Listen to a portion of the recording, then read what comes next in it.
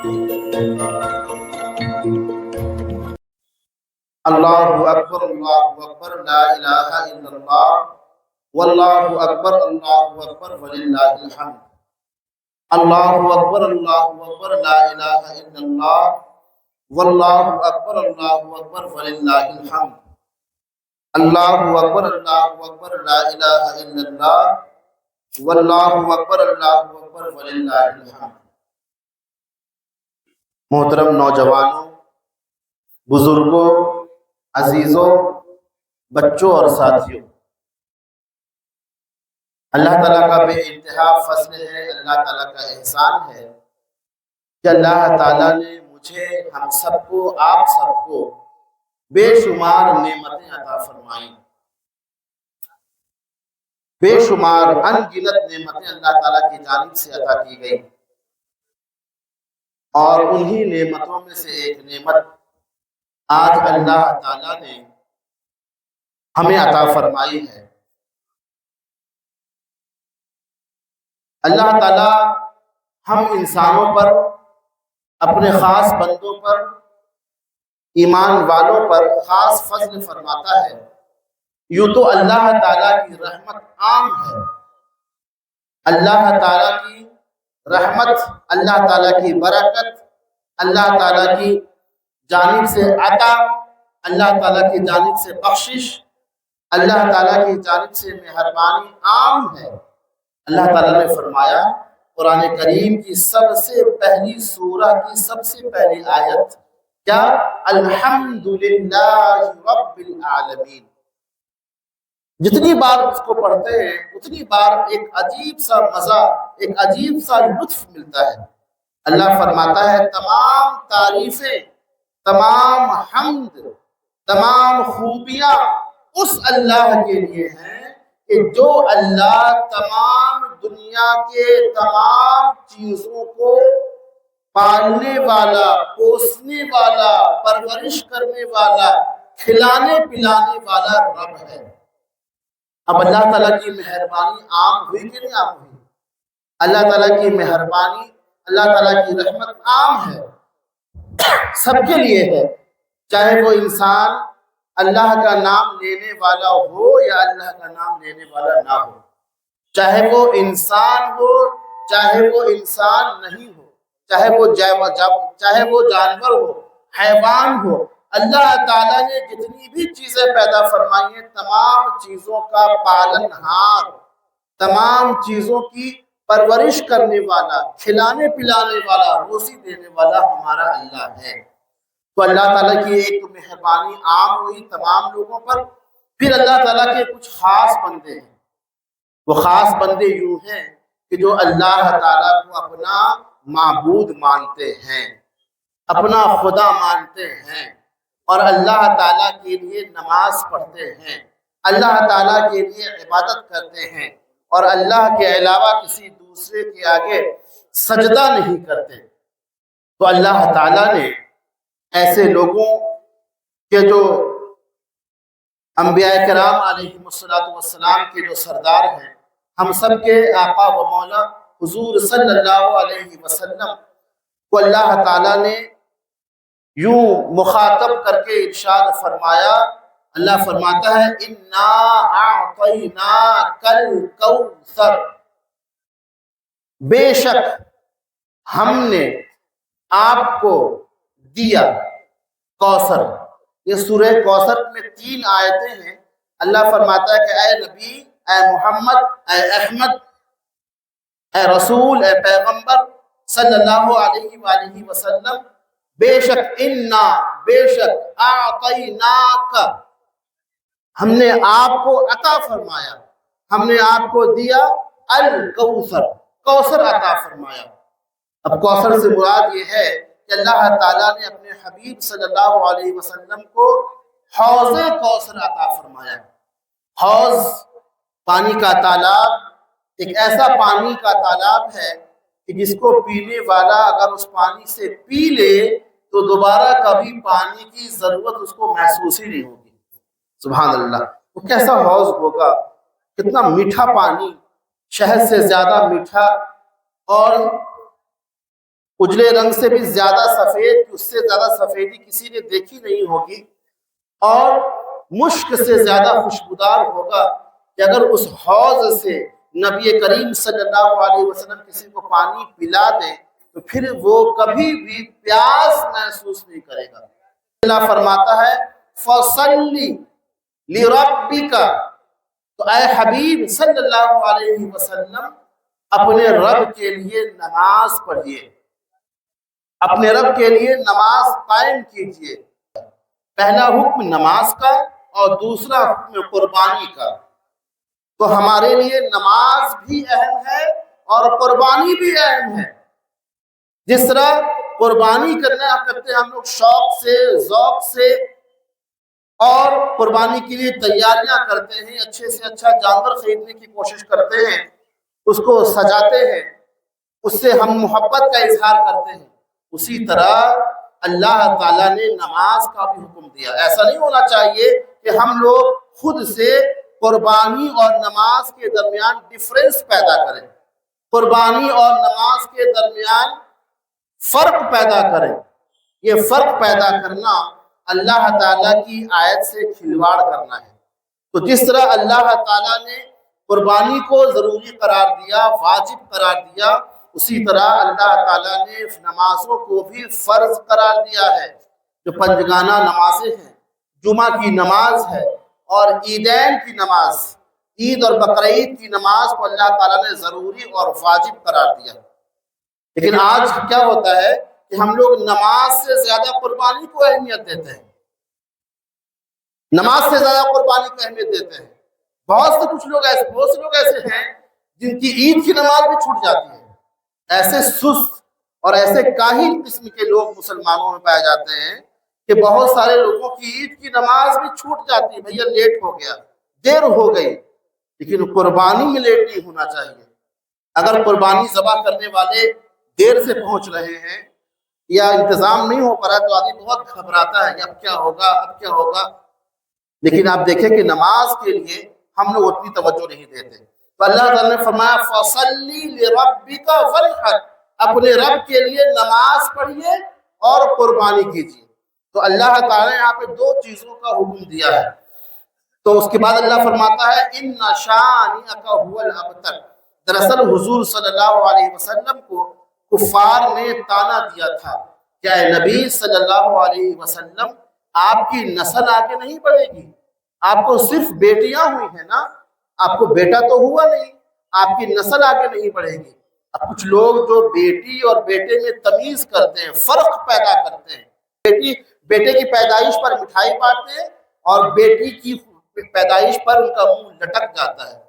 تو ایسے لوگ جو فرق پیدا کرتے ہیں وہ سنیں وہ کس کے روش پر چل رہے ہیں، وہ کس کے طریقے کو اختیار کیے ہوئے ہیں۔ حضور صلی اللہ علیہ وسلم کو جب بیٹی ہوئی اور بیٹا جب بڑا نہیں ہوا، بیٹیوں کی شادی حضور نے کی تو لوگوں نے تانا مارنا شروع کر دیا کہ آپ کا بیٹا تو ہوا نہیں، جس کی آپ شادی کرتے اور آگے خاندان بڑھتا تو آپ کا خاندان تو ختم ہو گیا۔ تو اللہ تعالیٰ کی یہ بات سخت ناپسند گزری۔ اللہ تعالیٰ نے پوری قرآن کریم کی آیت ہی نازل فرما دی اور ارشاد فرمایا إِنَّ شَانِئَكَ هُوَ الْأَبْتَرُ، کہ بے شک جو دشمن ہیں آپ کے وہی جو ہیں ان کی نسل جو ہے منقطع ہے اور انہی کی نسل جو ہے آگے نہیں بڑھ پائے گی۔ اور یہی حال ہوا کہ جتنے لوگوں نے تانا دیا تھا ان کا پورا خاندان نیست و نابود ہو گیا اور مٹی میں مل گیا۔ تو یہ اللہ تعالیٰ اپنے حبیب کریم صلی اللہ علیہ وسلم سے خاص محبت فرماتا ہے، اور اسی محبت کا اظہار اللہ تعالیٰ نے اس سورے میں کیا ہے۔ اس سورے میں ہمیں ایک چیز جو سمجھ میں آتی ہے اور جس کا آج تعلق ہے وہ یہ کہ قربانی کرنا، تو قربانی کرنا ہر مالک نصاب پر واجب ہے۔ واجب کی ادائیگی ہمارے لیے انتہائی ضروری ہے، اور واجب کو چھوڑنے والا، واجب کو ترک کرنے والا، واجب کو ادا نہ کرنے والا وہ کبیرہ گناہ کرنے والا ہے۔ ایسا نہیں کہ وہ قربانی اگر نہیں کیا تو چھوٹا موٹا کوئی گناہ ہوگا، نہیں، کبیرہ گناہ کا مرتکب ہوگا جو استطاعت رکھنے کے باوجود صلاحیت رکھنے کے باوجود قربانی نہیں کرتا ہے۔ تو آپ یاد رکھیے کہ پہلے زمانے کا جو دستور تھا، جو قانون یہ بنا ہوا تھا کہ 7.5 تولہ سونا یا 52.5 تولہ چاندی، تو اب تولہ کا حساب لوگوں کو سمجھ میں نہیں آتا، اور سونار بھی اب تولے سے سونے اور چاندی کو نہیں تولتے ہیں، اور آج کل جو تولنے کا پیمانہ ہے، میٹر ہے، وہ گرام سے ہے۔ تو سونا اور چاندی جو تولا جائے گا، گرام میں جب تولے کو کنورٹ کیا جائے گا تو 52.5 تولہ چاندی 650 گرام، آدھا کلو سے تھوڑا زیادہ کی مقدار میں پہنچ جائے گا، اور 7.5 تولہ سونا 7.5 تولہ سونا وہ تقریباً 85 گرام سونے کے آس پاس پہنچ جائے گا۔